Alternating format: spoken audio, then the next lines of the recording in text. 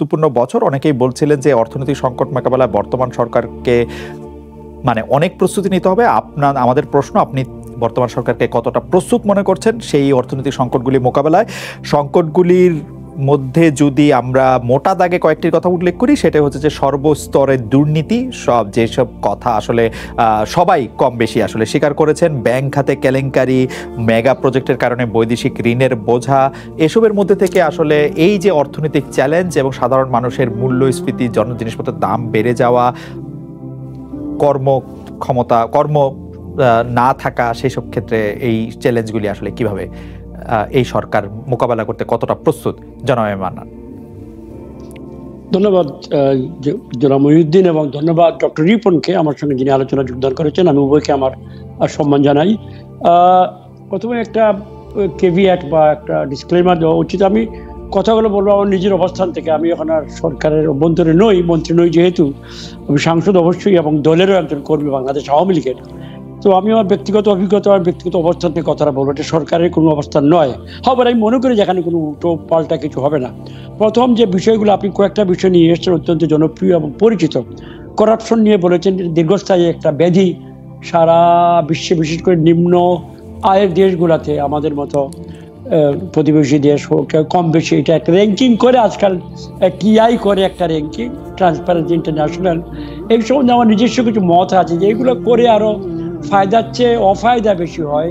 যে সকল উন্নত দেশ উত্তর পশ্চিমের অবিমিশ্রভাবে অবিরামভাবে তারা আমরা এই তালিকায় আমরা নিচের দিকে থাকি আর তারা উপরের দিকে থাকে, সঙ্গত কারণে ঔপনিবেশিক শক্তি তার সবকিছু বেশি। কিন্তু এইগুলাকে এক ধরনের আমি মনে করি আমাদের মানসিক চাপ সৃষ্টি করে। বরঞ্চ তারা যদি বলতে পারতো করাপশন কমার জন্য এই বিষয় করা দরকার, আমরা এই সহায়তা করবো, তো এই ইত্যাদি, কিন্তু না করে একটা লিগ টেবিলের মধ্যে ফুটবল খেলার মতো চ্যাম্পিয়ন উত্তরের নরওয়ে আর সবচেয়ে বটমে কয়েকটা রাষ্ট্র পরিচিত আছে, এইগুলোকে আমি ন্যায়সঙ্গত মনে করি। হ্যাঁ, এটা আমার নিজের মত। দ্বিতীয় যে বিষয়টা আপনি এখানে তুলে নিয়ে এসছেন, ফরেন লোনের একটা বিষয়। হ্যাঁ, আমরা প্রচুর লোন করেছি, লোন ছাড়া আমাদের উন্নয়ন সম্ভব ছিল না। আমরা যে পরিমাণে বাংলাদেশের অবকাঠামো ক্ষেত্রে, বিদ্যুতের ক্ষেত্রে যে পরিবর্তন এসছে গত 15 বছরে শেখ হাসিনার সরকারের সময়, এটা অবিস্মরণীয়, একটা অচিন্তনীয় ব্যাপার। আমি একজন নাগরিক হিসেবে বলছি। সারা বাংলাদেশে 18 কোটি মানুষের দেশে প্রতিটি ঘরে বিদ্যুৎ জ্বলছে, এইটা একটা আমি স্বপ্নের মতো মনে করি। সুতরাং এর সঙ্গে সঙ্গে অনেক পুল, সেতু, কালভার্ট সারা দেশে বানিয়েছি আমরা। উত্তরে, দক্ষিণে, পূবে, পশ্চিমে সব দিকে এখন চলাচল করা যায়। ফেরি ইজ বিকামিং আননোন। আর চিরপরিচিত যে খেয়া নৌকা গাড়ি পার করা, এটা অপরিচিত হয়ে উঠছে। এর আরো অনেক বিষয় আছে, সময় নিব না আপনার। হ্যাঁ, ঋণ করেছি, ঋণ করার সামর্থ্য আছে। ঋণ ছাড়া কোনো দেশ উন্নয়ন করতে পারে না। যে আপনি ইউরোপে বসে আছেন, মার্শাল লোন অ্যাক্টের আওতায় তারা দ্বিতীয় বিশ্বযুদ্ধের পরে আমেরিকা থেকে প্রচুর লক্ষ লক্ষ কোটি ডলার তারা ঋণ করেছিল, ইনক্লুডিং জার্মানি, আপনি যেখানে বসে আছেন, এবং তারা পরে এটা পরিশোধ করেছে। আমার মনে হয় এটা আমাদের ক্ষমতা এখনো ঠিকই আছে। অবশ্যই চাপে আছে, হাওয়ার মোকাবেলা করার মতো শক্তি আমাদের অর্থনীতির আছে। আমাদের প্রবৃদ্ধি 7-এর কাছাকাছি, আমাদের মানুষ খুব কর্মঠ, বিদেশি রেমিটেন্স ভালোই আসছে, ফসল আমরা বারবার ভালো পাচ্ছি, খাদ্যের সংযোগপূর্ণ। আমি ভীত সন্ত্রস্ত নই, তবে হ্যাঁ, সাবধান থাকতে হবে অবশ্যই। বেশ বড় বোঝা। তবে কেউ বলে আমরা শ্রীলঙ্কা হয়ে যাচ্ছি, এটা মোটেও সত্য নয়, আমরা ধারে কাছেও নই। এইটা হলো মোটামুটি ফরেন লোন সম্বন্ধে আমার একটা মন্তব্য। কম বেশি হয়। ইনফ্লেশন এটা ভয়ঙ্কর ব্যাপার। ইনফ্লেশন এটা নিয়ে আমাদের গত কিছুদিন যাওয়া আমাদেরকে জ্বালাচ্ছে, বিশেষ করে নিম্ন আয়ের মানুষের কষ্ট হচ্ছে অবশ্যই। ইনফ্লেশনের মধ্যে আমি যদিও পণ্ডিত নই, তবু পড়াশোনা স্লাইড করেছি এখানে ওখানে। পণ্ডিতেরা বলেন যে প্রবৃদ্ধির মধ্যে যে সকল দেশ থাকে, উদীয়মান অর্থনীতির দেশ, টিনেজ অর্থনীতি বলতে পারেন, জার্মানির মতো পরিপক্ক অর্থনীতি নয়, বা ইংল্যান্ডের মতো, এই সকল অর্থনীতিতে কিছু ইনফ্লেশন থাকবেই, বাউন্ড। কারণ এখানে নিত্য নতুন আয় বাড়ছে, নতুন নতুন লোক বাজারে ঢুকছে, মাল কিনতে যায়, সুতরাং সরবরাহ ব্যবস্থার উপর চাপ থাকে। এটা একটা তাত্ত্বিক বিশ্লেষণ। আরেকটি হয়তো থাকতে পারে, যেহেতু আমাদের মুদ্রাটা টাকা ডলারের এগেইনস্টে একটা দুর্বল হয়ে যায় নানা কারণে, এটা আবহমান কাল থেকে হচ্ছে, এবং ফরেন ইম্পোর্টের অনেক কিছু আমাদেরকে আনতে হয়, এনে আমাদেরকে এটা রিপ্রসেস করতে হয়। এইসব কারণে আমাদের ইনফ্লেশন করতে থাকে। আমি একটা জিনিস বলি, মন্দের ভালো, ইনফ্লেশন ভালো নয় মোটেও। আমাদের ইনফ্লেশনটা যদি কেউ স্টাডি করে, গত 5-6 বছরে আমরা 15-16 দিকে বোধহয় আমরা ছিলাম 5%, এখন আমরা 9-এর কাছাকাছি আছি। ক্রিপিং ইনফ্লেশন বলে অর্থনীতিবিদরা, ধীরে ধীরে পা টিপে টিপে। লাভটা কি হয়? সফলটা কম হয়, কষ্ট কম হয়। সেটা মন্দের ভালো দিক বলে আমরা মনে করি। এবং আমরা এই মুহূর্তে কিন্তু নিচের দিকে যাচ্ছে। আমি এটা দেখেছি আমাদের পরিসংখ্যান বিভাগ থেকে যে মাসের ফিগার বের করে, স্লাইটলি ধীরে ধীরে কমছে।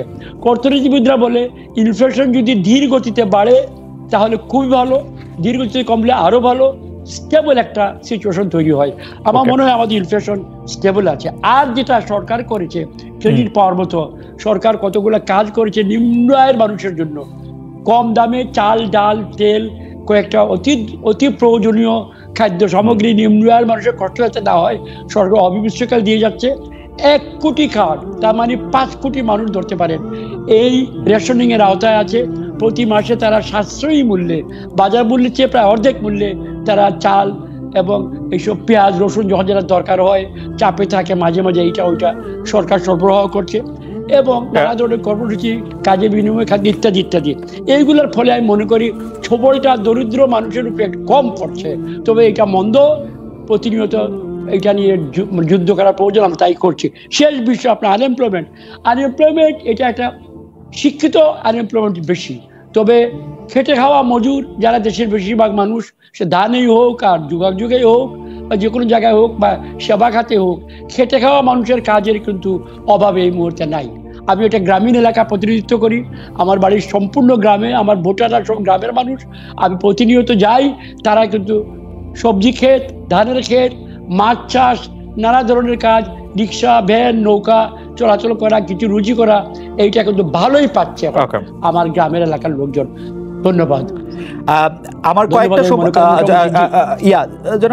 কয়েকটা সম্পূরক প্রশ্ন আছে। আপনি বলছিলেন যে দুর্নীতি একটি ব্যাধি এবং সেই দুর্নীতির ক্ষেত্রে আসলে চ্যাম্পিয়ন, রানার্স আপের মতো অনেক কিছু ঘোষণা করা হচ্ছে, কিন্তু সেটার আসলে কি করলে এইটার উপকার পাওয়া যেত সেটা বলা হতো না। আমি মোটা দাগে কয়েকটি কথা বলতে চাই।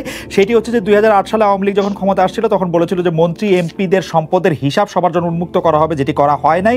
এবং আমরা দেখছি কিন্তু মন্ত্রী এমপিদের সম্পদ কয়েকশো গুণ করে সেটি বাড়ছে, এবং সেটি কেন বাড়ছে এবং বাড়ার ফলে তাদের কোনো শাস্তির সম্মুখীন হতে হচ্ছে কিনা সেগুলি আমরা দেখি নাই। আমরা কিন্তু দেখছি যে মন্ত্রী এমপিরা টেলিভিশনের মালিক হচ্ছেন, ব্যাংকের মালিক হচ্ছেন, যা না তার মধ্যে কাজ করছেন, এবং তারা যে ব্যবসায় হাত দিচ্ছেন আলাউদ্দিনের চেরাগের মতো সেই ব্যবসা ফুলে পেঁপে বড় হচ্ছে। কোনো মন্ত্রী কোনো ব্যবসায় বা সংসদ সদস্য কোনো ব্যবসায় ফেল করেছেন সেটি না, সেটির কোনো প্রতিকার আছে কিনা, জবাব আছে কিনা, সেটির কোনো জবাব দিয়ে আছে কিনা সেটি আপনি বলবেন। আমরা দেখছি সচিবেরা, আমরা দেখেছি সামরিক বেসামরিক কর্মকর্তারা প্রচুর পরিমাণে বড়লোক হচ্ছেন, তাদের যে টাকার হিসাব, তারা যে পয়সা বেতন পেয়েছেন তার সাথে তাদের কারবারের কোনো রকম কোনো মিল নাই। দুদককে সেই অর্থে আমরা কোনো কার্যকর হতে দেখি নাই। এই কাজগুলি করার ক্ষেত্রে সরকারের এক ধরনের প্রচ্ছন্ন বা আমি যদি বলি প্রত্যক্ষ আমরা এক ধরনের কি বলবো, এক ধরনের পিঠ চাপড়ানি আমরা বরং দেখতে পাই। শাস্তি তো দূরে থাক। ঋণের ক্ষেত্রে আপনি বলছিলেন যে ঋণ আপনি করবেনই এবং ঋণ করার ফলে পৃথিবীর সব দেশে ঋণ করে, কিন্তু আমরা সেই চৌবাচ্চার অঙ্কের কথা আপনার কাছে জানতে চাই। সেই চৌবাচ্চার অঙ্কের মতো যে এক পাইপ দিয়ে ঢুকছে আরেক পাইপ দিয়ে তার চেয়ে বেশি বেরিয়ে যাচ্ছে কিনা, আমাদের ঋণের সেই জায়গাটা কম হচ্ছে, মানে আমাদের যেটাকে আমরা বলতাম যে হচ্ছে যে আমাদের মজুদ, সেই মজুদ আমরা ধীরে ধীরে খুব কমে একটা ভয়ঙ্কর জায়গায় আমরা নিজেদেরকে নিয়ে যাচ্ছি কিনা, শ্রীলঙ্কা না হোক আমরা শ্রীলঙ্কা হতে যাচ্ছি কিনা, সেটি আমাদের একটু দেখার জিনিস। আপনি আনএমপ্লয়মেন্টের কথা বলছিলেন, আপনি বলছিলেন যে খেতে খামে চাষ করার মতো আসলে লোক নাই, কিন্তু আমরা দেখতে পাচ্ছি যে আওয়ামী লীগের আমলে বা গত 15 বছরে আমরা প্রচুর বেসরকারি বিশ্ববিদ্যালয় হয়েছে, বেসরকারি ডাক্তারদের চিকিৎসালয় হয়েছে, অনেক কিছু হয়েছে, তাদেরকে কাজ করার মতো আমরা উপযুক্ত জায়গা দিতে পারছি কিনা। 4 ধরনের শিক্ষা ব্যবস্থা আমরা রেখেছি, সেগুলির মধ্যে আমার প্রশ্নটি অনেক বড় হয়েছে, সেজন্য আমি আপনার কাছে মাপ চেয়ে নিচ্ছি। আপনার একটু মন্তব্য শুনবো সবগুলি ব্যাপারে। জি ধন্যবাদ। এখনই যদি আপনি ধন্যবাদ। প্রথমে করাপশন নিয়ে আপনি বললেন, হ্যাঁ করাপশন তো আমি বলেছিলাম যে দীর্ঘসূত্রিতা হচ্ছে। এখন যেহেতু কাজ বেশি হচ্ছে, অনেক অর্থ ছড়িয়ে আছে সারা দেশে, বিস্তৃত সব জায়গায়, সুতরাং নিয়ন্ত্রণ ব্যবস্থা তো আগেরটাই রয়ে গেছে, বা কিছুটা দুদককে রিভ্যাম্প করা হয়েছে, but not up to the mark.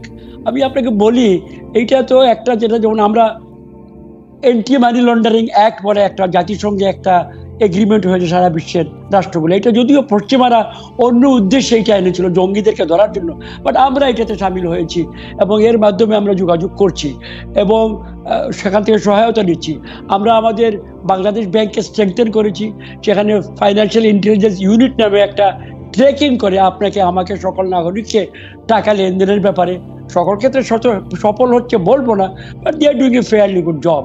আরও কিছু কিছু শাস্তিও হচ্ছে, কয়েকজন এমডির চাকরি গেছে, জেলে খাটছে 2-1 জন, but not up to the level that you want. অথবা একজন সচেতন নাগরিক ক্রোধে বা ক্ষোভে যে পরিমাণ চায় সম্ভব হয় না। বাট এখানে সূক্ষ্ম পয়েন্ট আছে, আপনাকে বিচারটা তো করতে হবে এজ পার ল। আপনি তো সামারি ট্রায়াল করতে পারবেন না। আপনি গণচীনে যেমন সেন্ট্রাল কমিটির মেম্বারকে ধরে নিয়ে মাঠে গুলি করেছে, আমরা ওই পর্যায়ে নই। আমরা সুশাসন চাই, আমরা আইনের শাসন চাই। বিচারের কথা যদি আমরা একটু পরে বলি, একটু যদি মাঝখানে একটু বলি যে জনাব মান্নান, আপনি পরিকল্পনা মন্ত্রী ছিলেন, আপনি সচিব ছিলেন, আপনি একটি মন্ত্রণালয়কে সচিব হিসেবেও চালিয়েছেন, মন্ত্রণালয় হিসেবে আপনি চালিয়েছেন। আপনার কাছে কি মনে হয় যে আপনি যদি করাপশন না করেন তাহলে আপনার মন্ত্রণালয়কে আসলে সেই অর্থে করাপশন হওয়া সম্ভব? প্রশ্নটি যদি আমরা একটু বিস্তারিত করে বলি যে প্রধানমন্ত্রী শেখ হাসিনা যদি করাপশন না করেন তাহলে কি বাংলাদেশে করাপশন থাকা সম্ভব? আমি ব্যক্তিগত মনে করি করাপশন একটা ব্যক্তিগত ব্যাপার, করাপশন টিম ওয়ার্ক নয় বলে মনে করি। কয়েকটা বিশ্ববিখ্যাত করাপশন কেস আছে, শুধু বাংলাদেশে নয়, ওখানে অনেক টিম ওয়ার্ক হতে আছে, বাট ওইগুলো দিয়ে আপনি বিচার করতে পারবেন না। Ultimately a person is honest or dishonest,